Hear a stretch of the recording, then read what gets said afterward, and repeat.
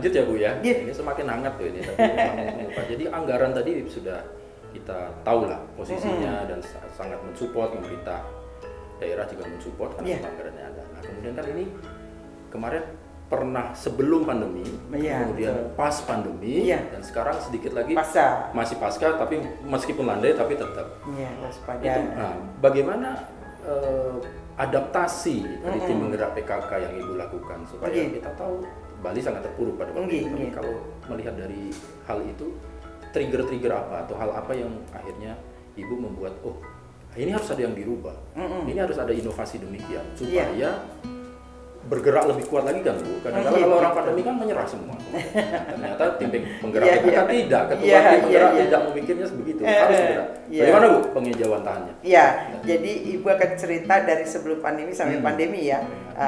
Jadi setelah mendapatkan anggaran itu, jadi Ibu kan sudah menyusun program. Jadi Ibu harus konsisten, program Ibu harus jalan karena anggarannya sudah ada itu. Tetapi Ibu bukan PKK itu nggak boleh mengelola secara administrasinya keuangan tersebut.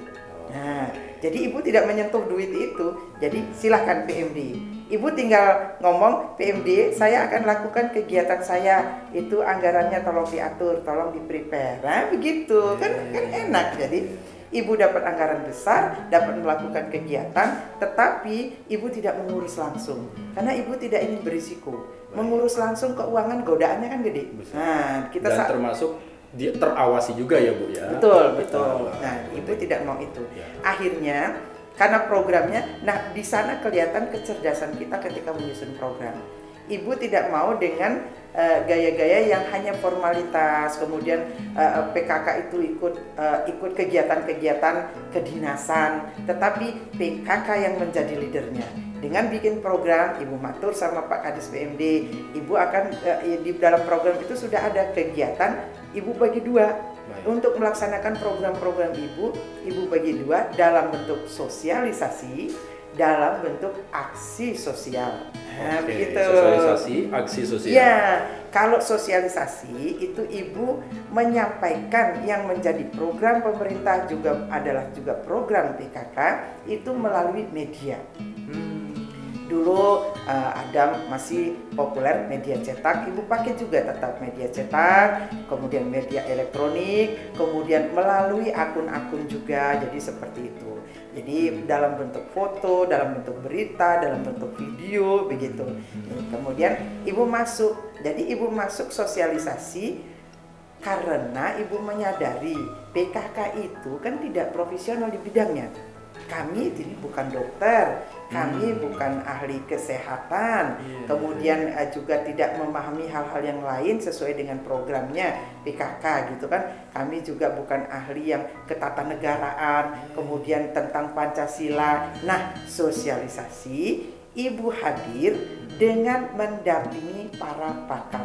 Satu contoh, kegiatan yang tidak bisa Ibu sasar langsung ke masyarakat dengan praktis misalnya, teknis misalnya langsung ke masyarakat, Ibu sosialisasi semisalnya stunting nih, Ibu bisa lakukan dua kegiatan, bisa sosialisasi, bisa aksi sosial. Sosialisasinya Ibu datang ke televisi, misalnya ke Kompas TV nih, Ibu datang dengan profesionalnya siapa, dari BKKBN, dari Dinas Kesehatan, dari ahli gizi, itu rutin Ibu lakukan setahun. Jadi Ibu datang, nanti yang Dinas Kesehatan menjelaskan stunting. Kalau Ibu menjelaskan kenapa Ibu hadir di Kompas TV, karena Ibu ingin menyampaikan dan mengedukasi masyarakat. Lalu aksi sosialnya apa? Bahwa stunting bisa diperkecil kemungkinannya dengan memberikan makanan sehat. Makanan bergizi. Kami punya anggaran itu. Sekalian juga tidak hanya stunting, Ibu datang ke masyarakat, itu jadi sudah ke 57 kecamatan Ibu datengin. Gitu. Bahkan ada sampai sekarang ini akhir tahun sudah sekitar 76 kali Ibu datang ke kecamatan. 76 kali. Jadi datang satu kecamatan, hadirkan 2 desa atau hadirkan 4 desa. Jadi sosialisasi sekaligus kita memberikan itu tadi aksi sosial. Kalau sekali ibu masuk itu ibu memberikan bantuan kepada lansia, kepada difabel, kepada kader PKK sendiri, kepada ibu hamil, kepada anak-anak. Nah, itu ibu lakukan sebelum pandemi. Bahkan untuk satu program yang namanya Aku Hatinya PKK, itu amalkan dan kukuhkan halaman asri teratur indah dan nyaman. Ibu malah turun ke 57 kecamatan, maksudnya bukan provinsi. Jadi ibu masuk ke situ, ke desa-desa di satu kecamatan. Ibu masuk ke satu keluarga, ibu bawa bibit ke situ. Nah, jadi ketua tim penggerak PKK desanya ibu support dengan biaya untuk membeli bibit tanaman. Lalu ibu dibelikan bibit tanaman, lalu ibu tanam di situ. Ini loh yang dimaksud dengan hatinya PKK. Jadi sekali lagi ibu jelaskan, hatinya PKK itu halaman asri teratur indah dan nyaman.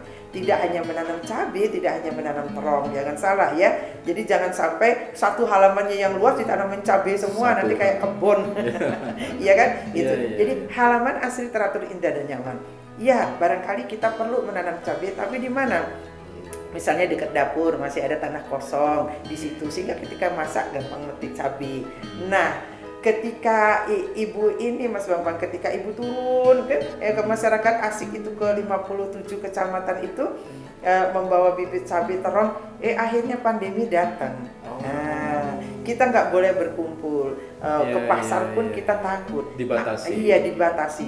Akhirnya ada yang kehilangan pekerjaan. Akhirnya apa yang ibu sarankan dulu, mereka ada yang pelihara lele, lalu mereka menanam terong, menanam tomat, menanam serai, menanam sayur-sayuran di kebunnya, sehingga mereka tidak merasa kesusahan untuk kebutuhan sehari-hari.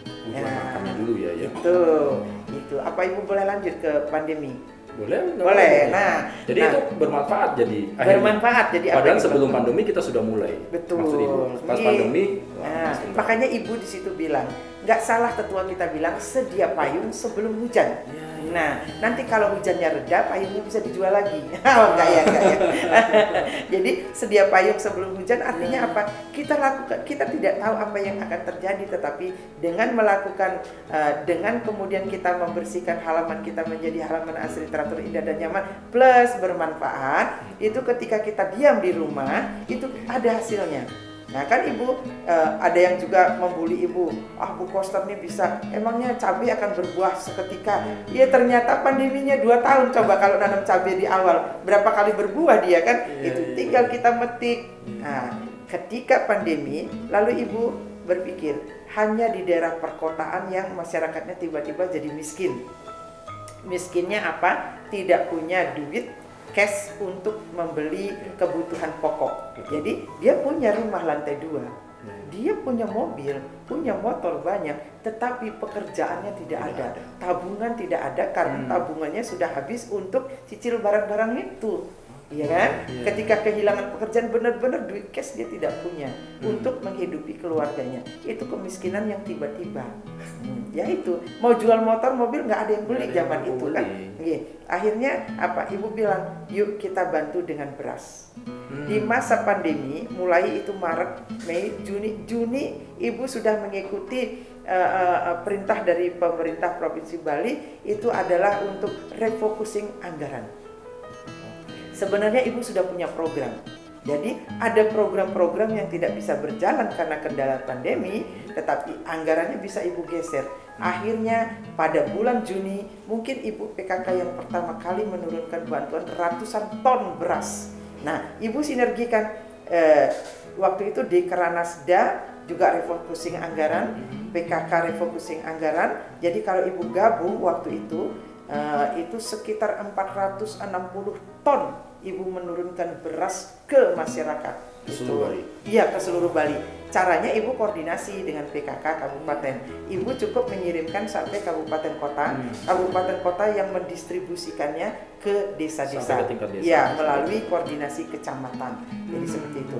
Itu juga pertama kali ibu memberi ide Kalau ternyata masker kesehatan yang memang diwajibkan dari pemerintah itu dulu belum wajib sih ya, tetapi ada masker istilahnya masker kain, masker kesehatan gitu.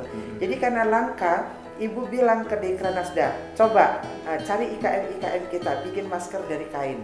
Waktu itu hampir 1 juta lembar masker itu dibagikan ke seluruh Bali. Jadi satu melangkah 3-4 pulau terlambung. Betul. Masyarakatnya betul. yang mendapat bantuan terselamatkan, G. yang memproduksi terselamatkan lewat UMKM Betul. tadi. Bu. IKM itu bangkit justru. Ibu sosialisasi. Nah, lagi kegiatan sosialisasi Ibu penting saat itu. Ketika pandemi, PKK melakukan sosialisasi lewat apa? Lewat Zoom.